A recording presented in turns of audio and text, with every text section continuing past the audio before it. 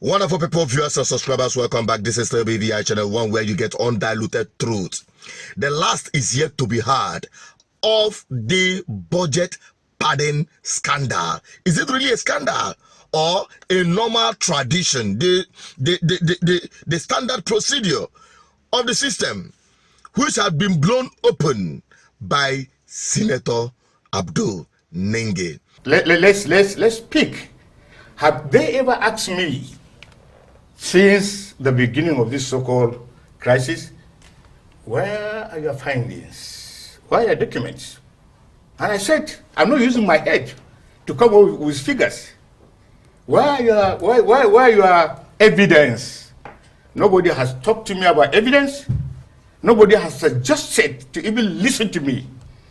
All they are running helter-skelter is, how do we make sure that Ningi is silenced? Well, you said you investigated. I'm coming. Yeah. How do you make sure that Ningi is silenced so that he doesn't do anything? How do you make sure that Ningi is arrested so that he doesn't do anything? I have opened this can of worms.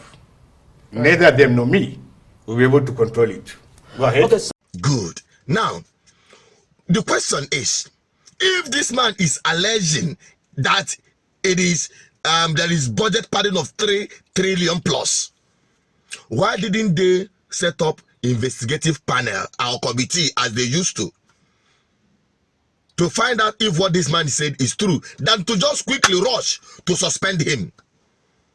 You are suspending him, but you're not going to suspend the truth. Nigerians have known already. Nigerians have known already.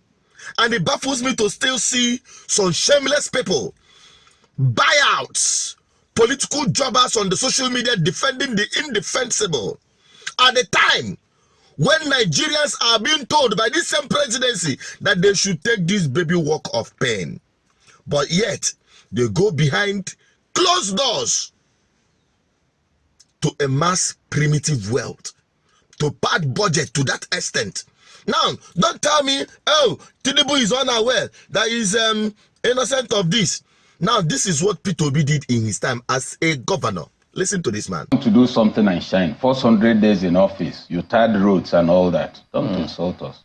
That's not development, that's infrastructure. The quality of the human person is what defines the state. So, it's not impossible. This can be done. I'll cite 2 examples. One was, when Peter was governor, there was this, we were 1 a.m. He said, okay, come and see how much I've saved today. Because when he gets a file, he will check the unit cost, check the total. Check the unit cost. If it's too high, he will call people in the market. So they realize that they will give him the correct unit cost, knowing he verifies, and then give a wrong total. He will also check that. After calculating, maybe you put about 14.7 million, he finds out it's 9.3. He will write 9.3, approved. He say, look, why don't you disincentivize this thing? Some of them can be arrested. He said, no. See, if you want to sleep and there are too many rats in your house, you know it's the fish they want. Don't use a wooden basket, use the metal this thing. Once you're sure they won't take your fish, sleep. That is how this man, cop this menace of budget padding. It is at all level. Even at your domestic level, people are padding budget. You give your wife money, or ask her to make a list for the foodstuffs in the house. They go pad them. What is being sold for 10 naira, they will tell you it is 25 naira. They will be padding it. It is at all level. But the scandal of it all is at the time when Nigerian people are passing through hell, when Nigerian people are going through agony of bad economy, these guys are padding to the tune of 3 trillion. These people don't get conscience. They don't get conscience. They don't get conscience. And that is what we are bringing to you. Nigerians, you are the ultimate victims. Because if you put this money together, it even surpassed the money provided for education and for medical, healthcare service delivery in the budget. This 3.7 trillion surpasses the combined budget of these two most important sectors of our life, the health and the education. And you expect anything better from this government? You are just joking. You are just joking. Okay? So, what is your take on this? Nigerian people, will you allow this one and sweep this one under the carpet? And to the people that is being represented by Senator Ningi, Abdul Ningi, that is the Bauchi Central Senatorial Zone. Do not turn your back on him as much as his fellow senators who backed him during that section when they wanted to suspend him. Those who supported his staying back, those who didn't vote for his suspension, we expected them to walk away, including our own Labour Party senators. What we expected the opposition to do, they are all keeping quiet. And that also, confirms what this very senator said on the floor, which even add fuel to the fire that is already burning.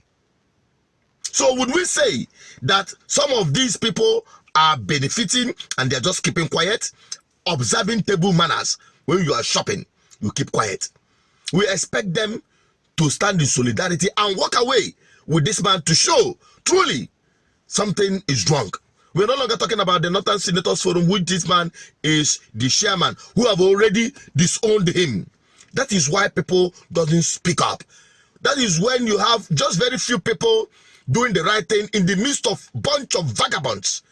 They cannot make any significant change. That is most importantly why we continue the advocacy for having the right people in power, not charlatans, people who their characters are questionable, who have amassed primitive wealth at your expense. During elections, you support them, they go into power in any means possible. Then, at the end of the day, this is what we get. And you are the ultimate victim. You are the ultimate victim, whether you supported APC, PDP, Labour Party, or whatever. Whether you supported Obi, Atiku, or this current Jagaban in power.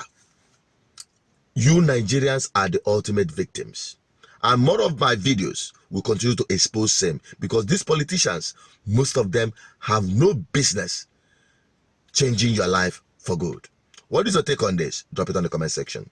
Bye-bye for now.